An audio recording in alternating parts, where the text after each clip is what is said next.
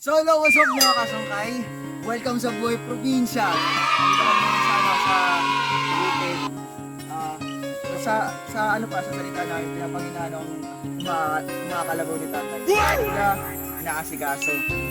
Galing sa paliguan nila, which is kasi bawal sila sa tanghali na sobrang init, kaya kailangan nila ilagay sa mga. Kaya samahan nyo kami sa adventure.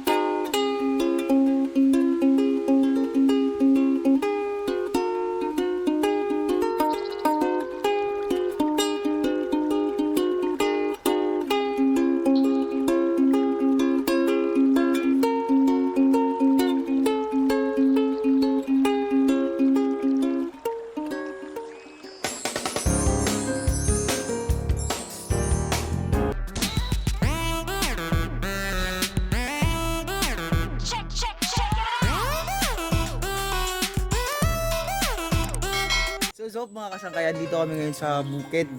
Lalao kumbaga. Ano, pinapalibutan ng nipa.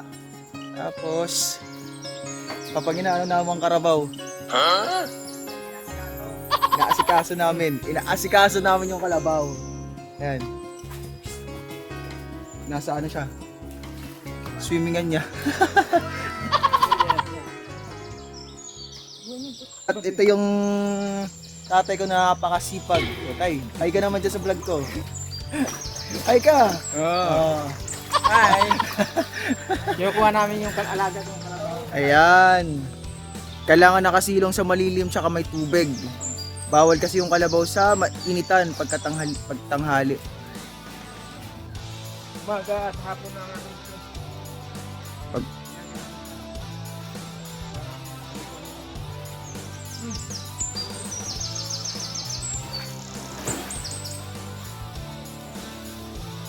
Ayan, pinapakain namin yung kalabaw. Ay, malaki. Mabait na. Dito yan. Pinapak.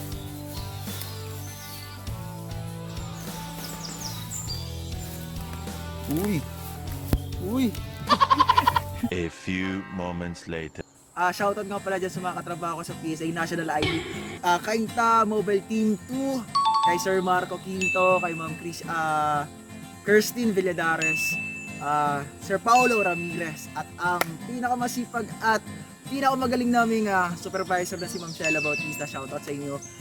Would like to tour! Itutur ko kayo dito sa ano namin. Ito medyo kunting lupain ng tatay ko. At ito ang buhay dito sa probinsya. Sobrang fresh ng hangin. Siyempre, hindi mawawala ang magagandang mga... Anong tawag dito? Mga tanawin. Sceneries. Yan.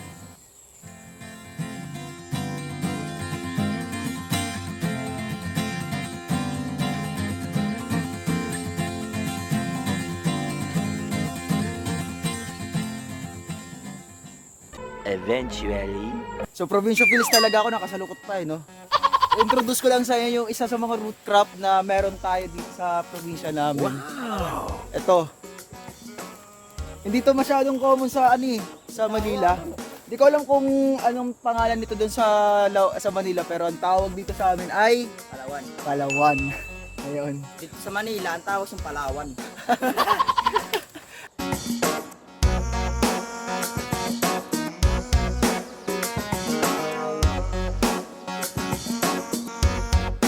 One hour later. Okay, kaya pa.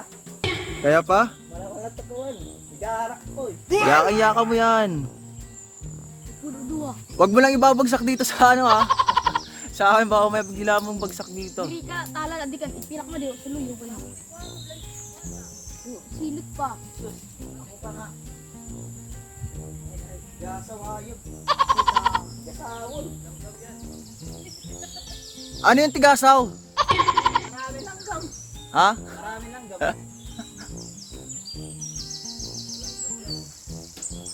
Layo na pagit siya.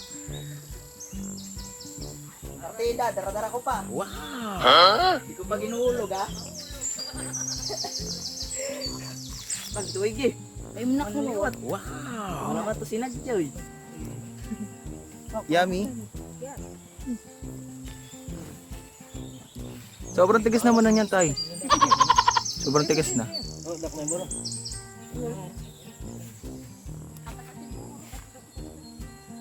Unang ere, purot. Ano to? Unang ere, purot. Ginagawa mo? Ha? Ang tawag dyan, nagulok pa. Mukbang. Mukbang ng ano? Matigas na buko. Ayun. Later. Zop! So ayun, pauwi na tayo ulit. Lalo ng bukid. Ayan. Bilas pa kay room tour nga ng ano. Okay, yan. Tapos, sana makita namin yung kalabaw ni Julius. Yung ano, pinaghirapan niya ng pagtatrabaho niya within 3 years. Nakabili siya ng kalabaw. Si tatay nag-aalaga, so hahanapin pa namin yun. Antabayan yung mga kasangkay. 2 hours later. Ayun na nga mga kasangkayan, yan ang kalabaw ni Julius. Ayan. Kaso wild.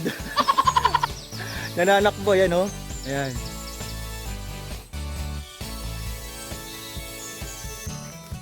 Asan? Ayan.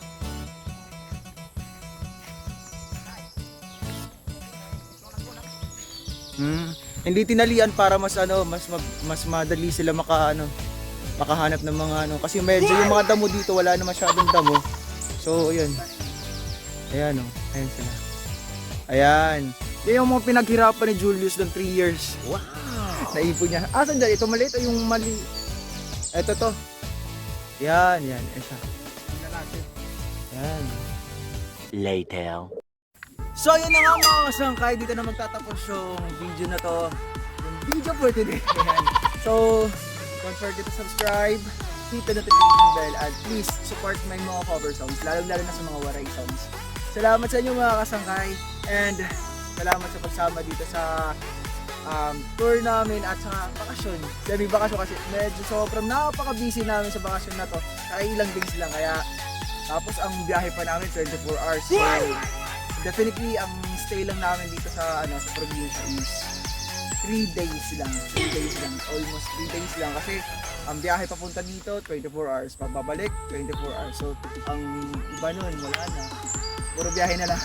Kaya salamat sa pagtambay. See you in my next vlog. Bye.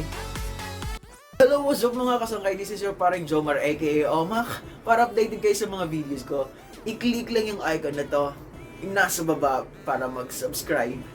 Salamat!